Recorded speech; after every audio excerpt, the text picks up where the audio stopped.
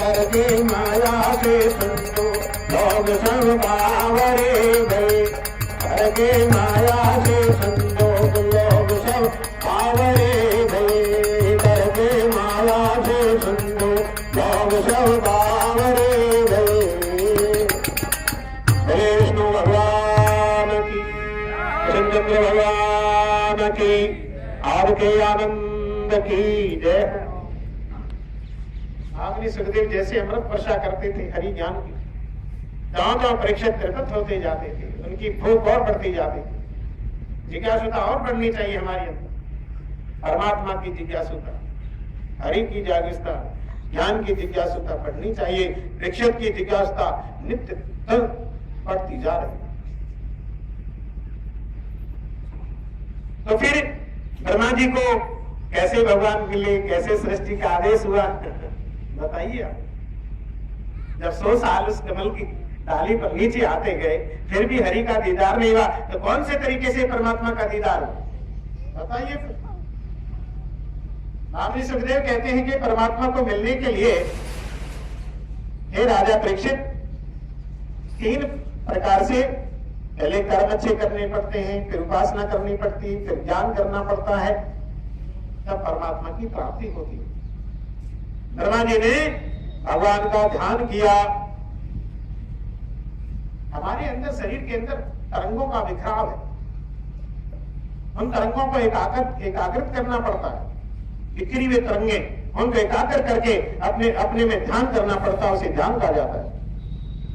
तरंगे बिखर रही है, उसे प्राण शक्ति कहा जाता है, उसे सुरत भी कहा जाता है, उसके अनेक नाम है। उसके चित्त पृथ्वी से कहते हैं, अनेक नाम उसके ले लिए जाते हैं। व्यक्ति को एकीकार करना पड़ता है, तब हमें अपने स्वरूप का अनुभव होता है। तो ब्रह्मा जी ने भगवान का ध्यान किया तो भगवान उनके सामने प्रकट हुए और भगवान का दर्शन किया, उन्होंने स्तुति की, वंदना की। जब कोई बड़ा पुरुष आता है तो उसकी स्तुति वंदना की जाती है, भगवान की स्तुति वंदना की जाती है, परमेश्वर के गुणगान करे जाते हैं। ये हमारा जो जीवन है, ये प्रभु का गुणगान करने के लिए मिला हुआ। इसका एक एक भाग प्रभु से जुड़ता हुआ। देखिए, हमारे चरणों को ले लीजिए, चरण से हम चलने का काम लेते हैं, लेकिन वास्तव में चलना कब होता है? जब आप हरि के द्वार पर आते हैं तो आपका चलना सफल होता है। आज आपके चरण पवित्र हो गए, प्रभु के दरबार में आए, प्रभु ने जिस काम में अपने चरण दिए। हाथ दान करना, दान करना, इसका हृदय नाम विष्णु का जप, हाथ एक करो दवा। कब हाथ कब अच्छे लगते हैं? जब हाथ से कुछ परोपकार होता है। वरना आप सोने के कड़े पहन लो, कुछ भी पहन लो, जिस हाथ से कुछ शुभ काम किया नहीं, उससे कुछ नहीं सजता ही है। हाथ किसके सजते हैं? और वास्तव में सजना तो भीतर का ही होता है। मुझे कहानी याद आ गई, जो भीतर से सजते हैं, भीतर के धनी होते हैं। एक बार रावण ने राजाओं की सभा बुलाई अपने जमाने में, त्रेता युग की कहानी। सभाओं मीटिंग होती रहती है, अब क्या नहीं होती, हमारी योजना में मीटिंग होती रहती है, यूरोपीय देशों की मीटिंग होती रहती है, एशिया देश के लोगों की मीटिंग होती रहती है। कई हमारी संगठन ऐसे हैं जिनमें राजधिराजों की मीटिंग होती रहती। दुनिया के अंदर हमेशा से ऐसा रिवाज है, इकट्ठा होना पड़ता है। तो रावण की सभा में एक चक्वेन नाम के राजा आए, जिनके मुकुट भी नहीं था और उनकी पत्नी के बिल्कुल सादी साड़ी थी।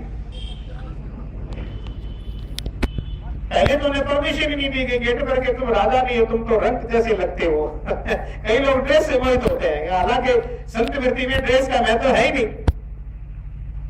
मैं आप गरीबी तन गुदड़ियों मेरा कारण क्रिया देखो। संसार के जितने महान पुरुष हुए वो बिल्कुल साधारण रहते थे, उन्हें पहचाना भी मुश्किल हो जाता था कि कोई महान पुरुष है।